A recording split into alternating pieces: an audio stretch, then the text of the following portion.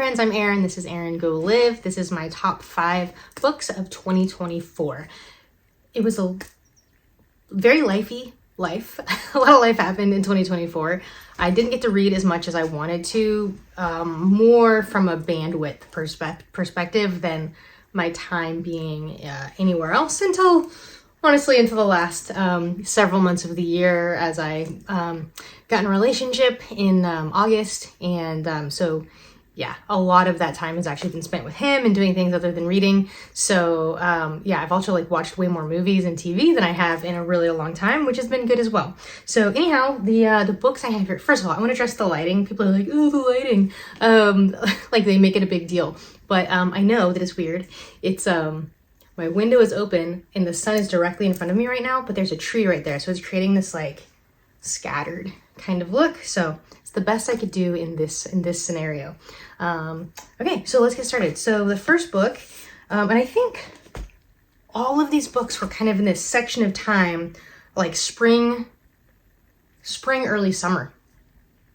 Yeah, all of these books were actually, I read in a short period of time, happened to all be my favorite. So anyhow, we'll start with Tress of the Emerald Sea by Brandon Sanderson. This is a fun kind of adventure book. I love this. I think it's a beautiful book. It's larger. If this is a standard kind of regular paperback, right? So this one is bigger, and it's just really pretty. So this is about Tress of the Emerald Sea. She lives in this world, this land. They're surrounded by this emerald ocean, and it's full of these spores. And when the spores get wet, they just grow into these, big plants and everything. So you have to be very careful about things getting wet. Don't fully understand all of the things, and you could probably, I'm sure, poke some plot holes in this if you really wanted to, but just, suspend your disbelief and enjoy the story. So there's, she's really good friends with this boy, Charlie, who I think he's like the prince or whatever the high up thing, right? He's the son of whatever, the head guy, right? And they're really good friends. They're growing up together and going on adventures together, and he's always telling her stories. And then his father takes him on a voyage to go find his bride. And essentially, we kind of have a reverse gender role rescue story a bit. Now, she's off to go find him off in the Emerald Sea, and all of the issues that come up with that. Sorry, I just got distracted by my mom talking in the other room. The perils, that are going to come up. She has to fight this, what is she called? She has to fight the sorceress of the deadly midnight sea. It's just fun adventure, friendship story. Then we have from a very fun, I don't know if I'd say action-packed, but, from an adventure story to a really quiet, humble story. This is the Samurai's Garden by Gail Tsukiyama. And this is I think it's a 20-year-old, I think, young man. He's a, Steven. He's a, Steven, is that right? Yeah, Steven. He's a young Chinese man. I think he's around 20. And he is, we're on the eve of the Second World War. That's what it was.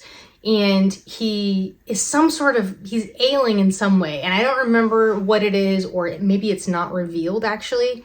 But so he's Chinese. His dad is a very successful businessman, and he sends him to this place in Japan, the Samurai's Garden. And there's this the caretaker there really takes care of not only the property, but of him. And it's him kind of recuperating and discovering himself. And then there ends up being, kind of a love interest, but mostly it's just this really quiet, peaceful story of this young man kind of figuring out who he is and what he wants in life. Okay, so then we have A Little Life by Hanya Yanagihara. If you've watched BookTube for any length of time, you've probably heard someone talk about this, especially if you started watching, a handful of years ago. This always kind of had been on my radar ever since 2018 when I discovered BookTube. And it's, people call it torture porn, and, there are vlogs, people just sobbing as they read this. And, I didn't sob. I don't even remember if I cried. If I did, it was just, a tear or something, but it's a very heavy, but very rich, great book. So it's this group of friends from college, and they kind of go off and, become adults and start living their lives. But Jude, there's always, pain. Jude has a very painful life, physically and emotionally. And it's how this group of friends and he kind of progress through life and in their friendships and, you know, ups and downs and all of this. And I feel like I'm not able to express this very well. I'm going to use this, the last couple lines of the synopsis. A hymn to brotherly bonds and a masterful depiction of love in the 21st century. It's about families, like found families. That's the word I was looking for. I think it is worthwhile. It is big, but it didn't feel overwhelmingly big to me. This edition is about 800, just over 800 pages, and I never felt like it was a slog. I couldn't wait. I was actually reading. I was in Airbnb between moves. So I had keys to my house, but it was still being remodeled. I was reading these two simultaneously, and I was like fighting over which one I wanted to be reading. So anyway, I recommend it. If you want to be sad, cool. If you don't want to be sad, probably don't read this book. But I didn't find it gratuitously sad or depressing. Then we have another book I read during this transition time between my old house and my new house. It's funny how you can remember like where you were reading certain things. Like I can completely picture sitting in the bed in this amazing Airbnb that I was in, like up in the foothills. Anyway, this is Tin Man by Sarah Wynman. Heard about this book probably again since 2018 when I first started BookTube and had always intended to get to it. And this is about two boys, Michael and Ellis. Is that right? Yes. Michael and Ellis are two boys. They grow up together, great friends, and there starts to be a little like, is there more than friendship? We skip to them as adulthood, and I think it was Ellis. Ellis is now married to Annie, but where's Michael?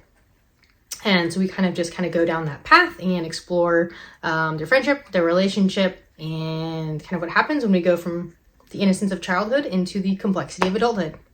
Highly recommend. I mean, obviously, I recommend all of these books. That's why they were my favorites. And then finally, The Piece de Resistance, a book that will be on, I'm sure, many a top books of 2024 list. That is James by Percival Everett. Quite tabbed up. I don't normally tab books, but our buddy read this with Kim from Middle of the Book March. And I think that made it such a more rich experience. I think that was only my second buddy read. And because I knew I was going to be, making comments and discussing this with her, I was making sure that I was tabbing and highlighting and making notes, annotating to make sure that I had intelligent things to say when we did discuss it.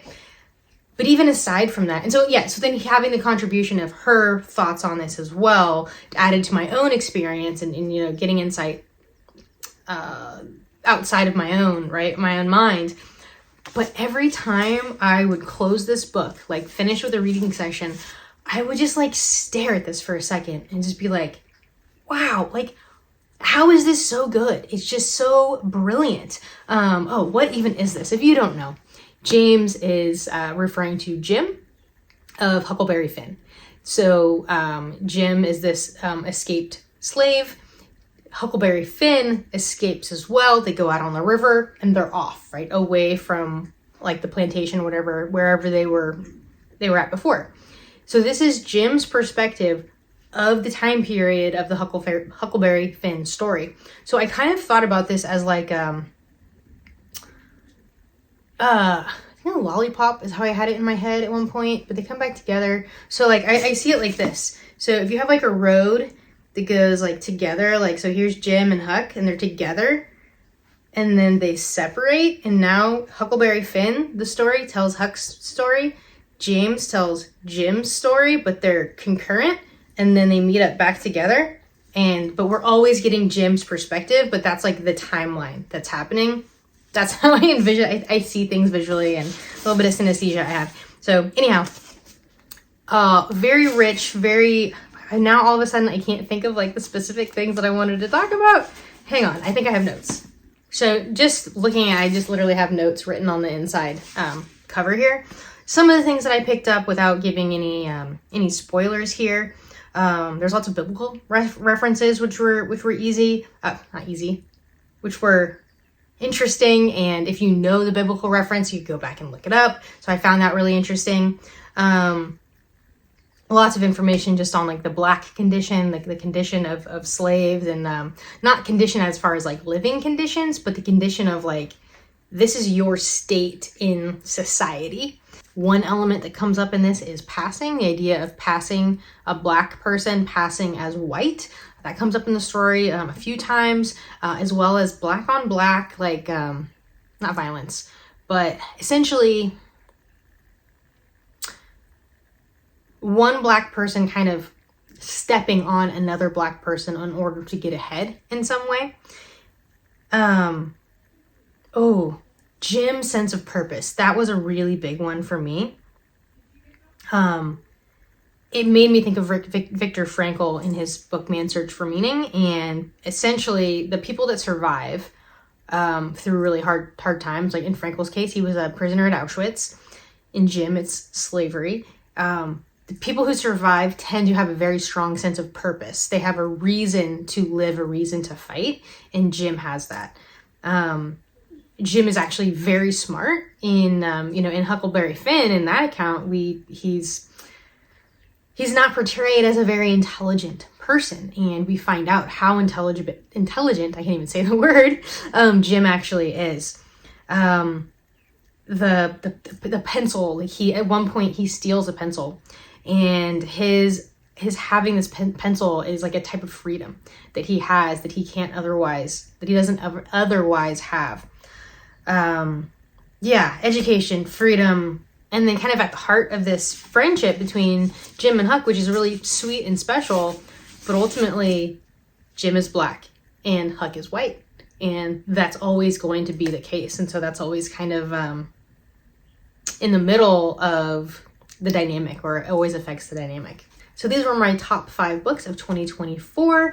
Have you read any of them? Do you agree with me or have other thoughts on them? And what was your absolute favorite book of 2024? Thank you for watching. Remember, every day is a great day for a great day, no matter what.